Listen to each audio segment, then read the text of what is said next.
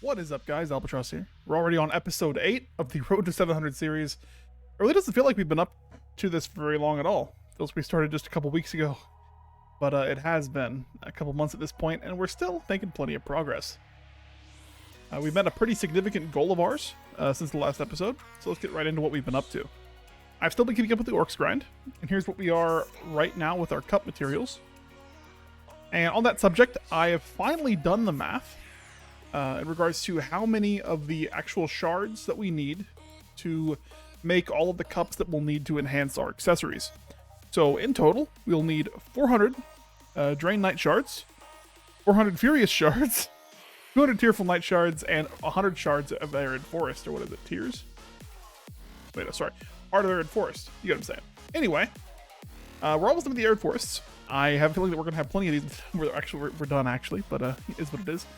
But we still have a ton of grind at both Orcs and trying to get the Drain Knight shards. Probably gonna have to be at Bloody Monastery. We'll have to see. Oh, can we double dip for this? We can't. We might do Fogan's actually to like get both of these at once. We'll just have to see what is in the cards for us. But like I said, still have a ways to go. But it's nice to know roughly how many we're gonna need, and at the rate that we're going, it'll be a few weeks before we really make a dent in the amount of these that we need at the rate that we're playing, I should say. Now we're going to talk about something that I honestly feel a little bit betrayed about.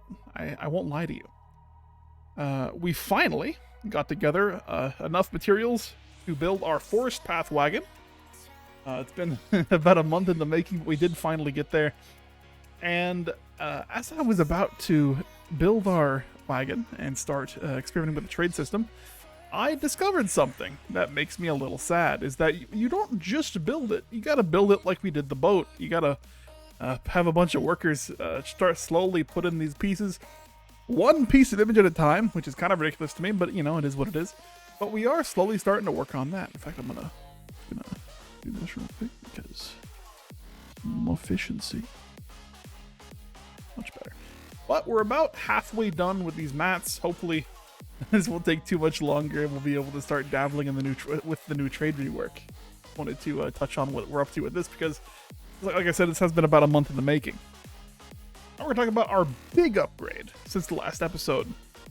You might have seen it in the community post I released last week, but for those that didn't, we finally got Tet Distortion Earring number 2 and are sitting quite happily at the 293 bracket. This is a huge milestone in regards to our progression plans. We're that much closer to the 700 gear score mark. We, of course, just like many things in this game, have a ways to go. But for the time being, this is probably where our AP is going to be setting for the foreseeable future, being the next couple months. Because at this point, a main focus that we'll have to go into now is getting our DP up to snuff. I want to really catch that up with where everything else is, including but not limited to. Hopefully finally getting this to C10 and this to around C9, I hope. That'll give us enough DP to probably safely start dabbling in going into the lower Gyphon, which will be a huge boost. And not only our silver per hour, but our access to Kaffir stones for future investments. This disto right here, we paid about 25 bill and some change for it, which is actually cheaper than the first one we got, which I was not expecting at all. The price is kind of normalized. I was concerned about it continuing to go up into like 27, 28 bill, but it seems to have settled pretty consistently around 26, sometimes below, sometimes a bit above. So I'm glad that the price didn't run away from us too much, but it's a shame we couldn't snag one when they were going for like 22 and some change a couple weeks ago. But of course, it is what it is. Additionally, we'll be working a lot on our life skill gear like we've been talking about. Since I've been AFK a lot the last couple weeks, I started to invest in improving our mastery gear. This started after we sold our Tri-Disto from before. We actually were able to pick up a Tet, I'll show it to you right now, a Tet Monos processing stone, because we've been doing some processing in our AFK time. This has been pretty nice. The next upgrade focus will be to work on our Monos accessories. I want to get everything to a minimum of Tri.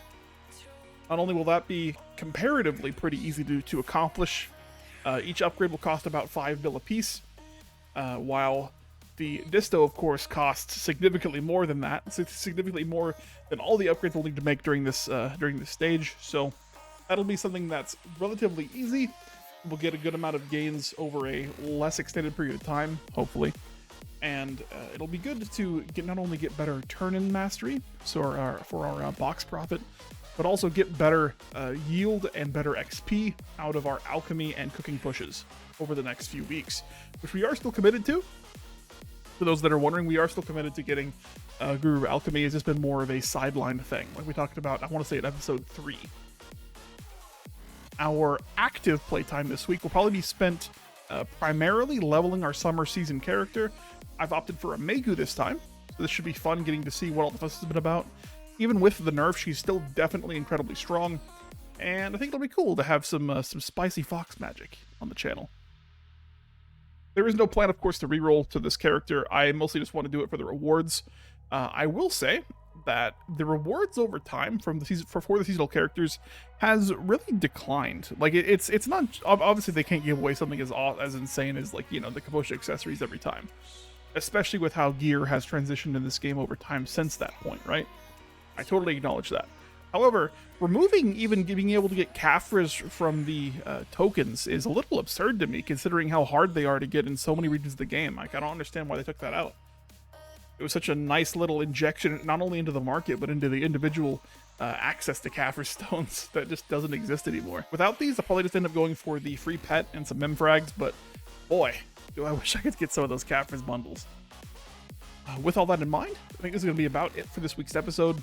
If you want to see more, remember to hit that sub button, stay updated.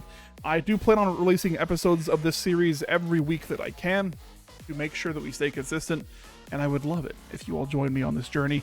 If you liked the video, remember to hit the like button. It really does help the channel grow, and of course, I will always appreciate it a lot. If you have any feedback or things you'd like to discuss, I love reading your comments. Of course, any feedback is very appreciated and will be used to not only improve the series, but improve my progression in the game. Without further ado, I will see you all next time.